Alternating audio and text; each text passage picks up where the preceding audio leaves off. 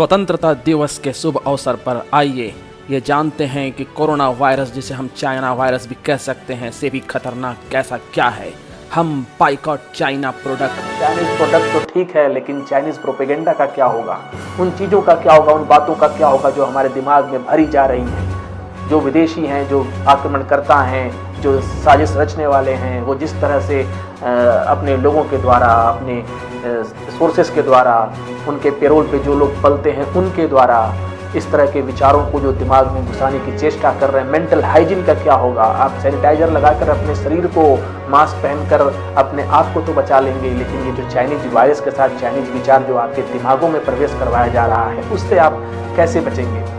जब तक mental hygiene नहीं होगा, तब तक ये देश, जब तक इस देश के प्रति विचार शुद्ध नहीं होंगे, तब तक हम देश के प्रति अपनी सही सेवा कैसे दे सकते हैं।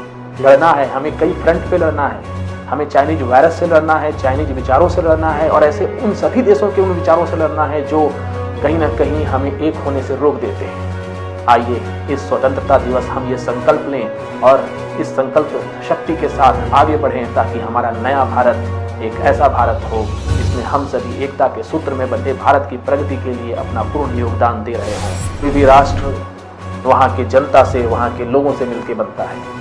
अगर ज़्यादा से ज़्यादा लोगों की सोच अच्छी होगी, व्यवहार अच्छे होंगे, विचार अच्छे होंगे, देश के हित में कुछ अच्छा करने के लिए उनकी प्रवृत्ति अच्छी होगी, तो राष्ट्र भी प्रगति करेगा। दल के आधार पर, जाति के आधार पर, धर्म के आधार पर हम बटे रहे हैं, आगे भी बटे रहेंगे, विचारों में भिन्नता रहेगी, लेकिन जो एक सूत्र सबको पिरोता है, बांधता है, उसके लिए तो हमें एक होकर सामने आना ही पड़ेगा। जब देश की सुरक्षा का, राष्ट्रीयता का, अखंडता का सवाल हो, तो हमें एकजुटता के साथ उन सभी प्रोपेगेंडा का भी विरोध करना पड़ेगा। हमें इस स्वतंत्रता दिवस ये संकल्प लेना चाहिए कि हम राष्ट्र के हित में ही अपना हित समझेंगे, राष्ट्र के अहित में अपना अहित समझेंगे। हमारा ये देश भारत सिर्फ मानचित्र में खींची हुई एक रेखा नहीं है। भारत राष्ट्र एक भावना है, एक प्राण शक्ति है। जब हम भारत को समझ लेंगे, जब हम भारत देश से जुड़ी भावनाओं को समझ लेंगे, जब हम अपने पारंपरिक मूल्यों को समझ लेंगे, जब हम अपने उन संस्कारों को समझ लेंगे जो हमें इस देश की मिट्टी से जोड़ती है, तब हम देश के लिए कुछ बेहतर कर सकने का संकल्प जो लेंगे वो सिद्ध होगा। हम ये हमेशा याद रखें कि मानव आत्मा की शाश्वत महिमा सत्य, न्याय, प्रेम और मैत्री की सजीव प्रेरणा एवं निर्भय होकर लोक कल्याण साधना के स्फूर्ति जगाना भारतवर्ष की मूल भावना एवं संस्कार हैं।